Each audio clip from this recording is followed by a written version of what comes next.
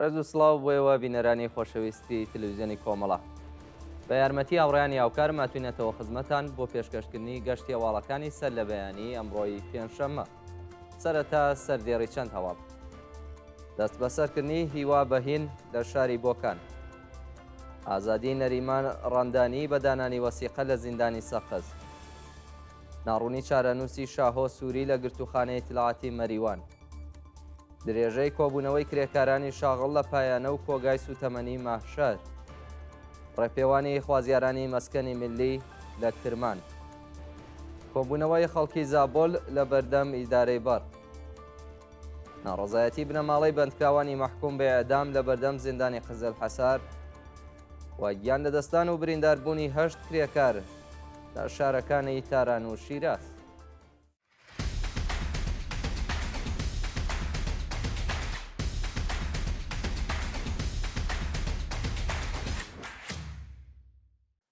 دەست بەسەرکردنی هیوا بەهین لە شاری بۆکان.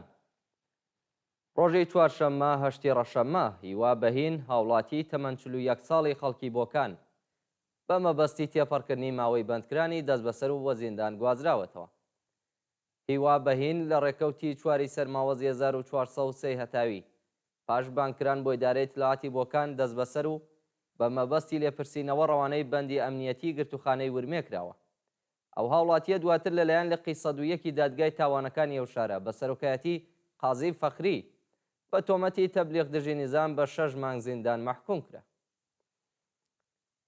ئازادی نەریمان ڕەندانی بە دانانی وەسیقە لە زیندانی سەقز. ڕۆژی سێشەممە حوتی ڕەشەممە نەریمان ڕەندانی چالاکی میدیای خەڵکی سەقز بە دانانی وەسیقەی 600 ملیۆن تمەنی لە زیندانی ئەو شارە ئازاد کرا. ڕۆژی چواری ڕێبەندانی ئەمساڵ نەریمان ڕەندانی هاوڕێ لەگەڵ ژمارەیەکی دیکە لە چالاکانی شاری سەقز بە بیانووی بەشداری لە مانگرتنی شکۆداری خەڵکی کوردستان دژ بە سێدارەی پەخشان عەزیزی وریشە مرادی دەست بەسەر و بۆ زیندان گوازرایەوە. ڕۆژی سێشەممە و چالاکە مەدەنیە بە دانانی وەسیقە و تاکۆتایی خۆناغەکانی دادڕەسی ئازاد کراوە. ناڕوونی چارەنووسی شاهۆ سووری لە گرتوخانەی تڵاعەتی مەریوان. ماوەی 25 ڕۆژ بەسەر کاتی دەست بەسەرکرانی شاهۆ سووری شارۆمەندی خەڵکی مەریوان تێپەڕ دەبێت و چارەنووسی ئەو هاوڵاتیە بە ناڕوونی ماوەتەوە. ڕۆژی یەکشەممە چواردی ڕێبەندانی ئەم ساڵ شاهۆ سووری تەمەن 30 ساڵ بەبێ بەڵگەی قەزایی لەلایەن ئیدارەی تڵاعەتەوە دەست بەسەر و بۆ گرتوخانەی و ناوەندە ئەمنیەتیە ڕاگوێزرا. تا کاتی داڕشتنی ئەم هەواڵە هیچ زانیاریەک لەسەر هۆکاری بەندکران و ئەو تۆمەتانەی خراونەتە پاڵ دۆسیەکەی شاهۆ سووری لە بەردەستدانی. درێژەی کۆبوونەوەی کرێکارانی شاغڵ لە پایانە و کۆگای سوتەمەنی ماشار. ڕۆژی چوارشەممە شتی ڕێبەندان کرێکارانی شاغڵ لە پایانە و کۆگای سوتەمەنی بەندەری ماشار بۆ سێهەمین ڕۆژی بەردەوام دەژ بە نەدانی داخوازیەکانیان کۆبوونەوە. کرێکارانی پەیمانی شاغڵ لە پایانە و کۆگای سوتەمەنی بەندەری ماشەر لە کۆبوونەوەکانیاندا خوازیاری زیادکردنی هەقدەست، وەلانانی جیاوازی، تەزمینی ئەمنیەتی پیشەیی، بەکردەوە دەراتنی گەڵاڵەی ڕیزبەندی پیشەکان، دابینکردنی بیمەی دەرمانی و ئیمکاناتی ڕەفاهی، گۆڕانی دۆخی پیشەیی، پێدانی ئیزافەکاری و هەروەها جێژنانە و پاداشی کۆتایی ساڵ بوو. ڕێپێوانی خوازیارانی مەسکەنی ملی لە کرمان. خوازیارانی مەسکەنی ملی لە شاری کرمان ڕۆژی چوارشەممە هەشتی ڕەشەممە لە ئاست ناڕوونی دۆخی خانووەکانیان ڕۆژانە سەرشەقام و خۆپێشاندانیان کرد. بە پێی زانیاریەکان خوازیارانی مەسکەنی ملی کرمان بە وتنەوەی دروشم لەسەر شەقامەکانی ئەو شارە خۆپێشاندانیان کردووە و دوجار لە بەردەم وەستانداریدا کۆبوونەتەوە. ناڕازیان ڕایەنگەیاندووە کە چەند ساڵە بەرپرسانی دەوڵەتی پارەیان بۆ دروستکردنی خانوو وەرگرتووە، بەڵام هێشتا خانووەکانیان ڕادەست نەکردووە و چارەنووسی داراییەکانیان بە ناڕوونی ماوەتەوە. کۆبوونەوەی خەڵکی زابۆل لە بەردەم ئیدارەی بەڕ. ڕۆژی سێشەممە خەڵکی شارستانی زابۆل لە بەردەم ئیدارەی بەڕدا کۆبوونەوە و خوازیاری دابینکردنی کارەبا بوون. شارستانی زابۆل یەکێک لە بێبەشترین شارەکان ئێرانەکە بەشێکی زۆر لە دانیشتوانەکەی بەهۆی نەبوونی ئاو، کار و هەژاری ئاوارەی شارەکانی دیکەی ئێران بە تایبەت گورگان و مەشهەد بوون. بەهۆی لەدانی بەنداو لەسەر چۆمی هیرمەند کە شاوەرزانی و شارستانە مایەپووت بوون و دەوڵەت نەتوانیوە حەقاوەی جوتیاران دابین بکات. نەبوونی کارەبا لە وەرزی زستاندا دەیان کێشەی بۆ خەڵکی و شارە دروست کردووە و خەڵک چەندین جار لە بەردەم ناوەندە دەوڵەتیەکان ناڕەزایەتیان دەربڕیوە. ناڕازیان دەڵێن بەهۆی بڕانی بەردەوامی کارەبا کەلوپەلی نێوماڵیان سوتاوە و چیتر ناتوانن توانایی کڕین یان نوێژەنکردنەوەیان نییە.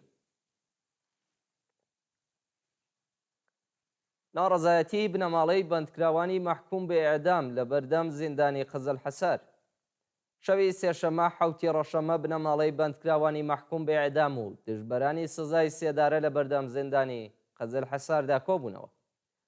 ڕۆژی دووشەممە 5 بەندکراو بە مەبەستی جێبەجێکردنی سزای ئەعدامیان ڕەوانەی بەندی تاکە کەسی زیندانی قزل حەسار کران.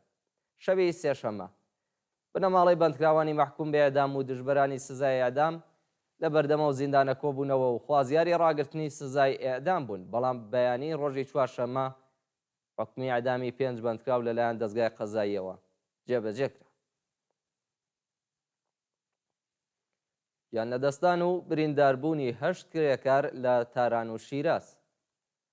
ڕۆژی چوارشەممە هەشتی ڕەشەمە 3 کرێکار لە دوو ڕووداوی جیاجیادا لە شارەکانی تاران و شیراز بەهۆی نەبوونی ئیمەنی شوێنی کار گیانیان لەدەستا و 5 کرێکاری دیکە بریندار بوون. بە پێی راپۆرتەکان ئاگر لە کارگایەکی دروستکردنی کەوش لە بازاڕی زوهایرولسەلامی تاران ڕۆیداوە و لە ئەنجامی ئەو ڕووداوەدا 2 کرێکار گیانیان لەدەستاوە و 5 کرێکار بریندار و ڕەوانەی ناوەندە دەرمانیەکان کراون. لە ڕووداوی دووهەمدا کرێکارێکی تەمەن 59 ساڵی شاغەڵ لە کارگەی جیاکردنەوەی زەبڵ و پاشماوە لە شاری شیراز بەهۆی ڕوودانی کار گیانی لەدەستا. نەبوونی ئەمنیەت لە پارێزگای سیستان و بەلوچستان و بایەخنەدانی ڕژیم. بە وتەی چالاکانی مەدەنی بەلوچ نائەمنی لە پارێزگای سیستان و بەلوچستان بەهۆی هەژاری و بێکاری پەرەی سندووە و ڕۆژ نییە چەکدارانی نەناسرا و هێرش نەکەنە سەر خەڵکی سڤیل و دزی بە چەکی سارد و گەرم بە شێوەیەکی بەرچاو زیادی کردووە. بە پێی راپۆرتی کەمپەینی چالاکانی بەلوچ ڕۆژ نییە تەرمی هاوڵاتیەکی بەلوول لە شارە جیاجیەکانی پارێزگای سیستان و بەلوچستان نەدۆزنەوە.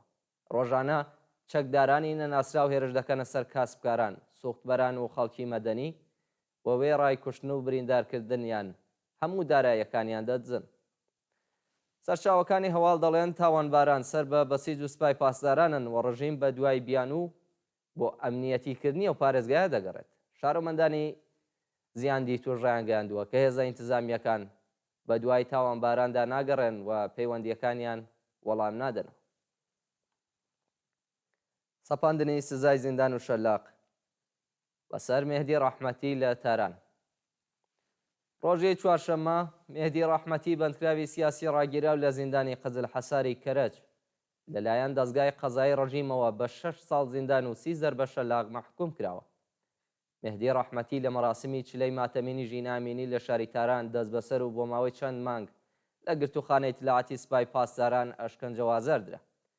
ناوبرا و پاش لێپرسینەوە بۆ زیندانی قزل حەساری کەرەج ڕاگوێزرا. ڕۆژی چوارشەممە و بەندکراوە سیاسیە لەلایەن لقی 15 دادگای انقلابی کەرەج و لقی 147 دادگای تاران بە تۆمەتەکانی ژماع و تەبانی دژ بە ئەمنیەتی وڵات و هەڵگرتنی تەقەمەنی بۆ تێکدانی ئەمنیەتی گشتی سەرجەم بە 6 ساڵ زیندان و 30 زەربە شەلاق مەحکوم کرا.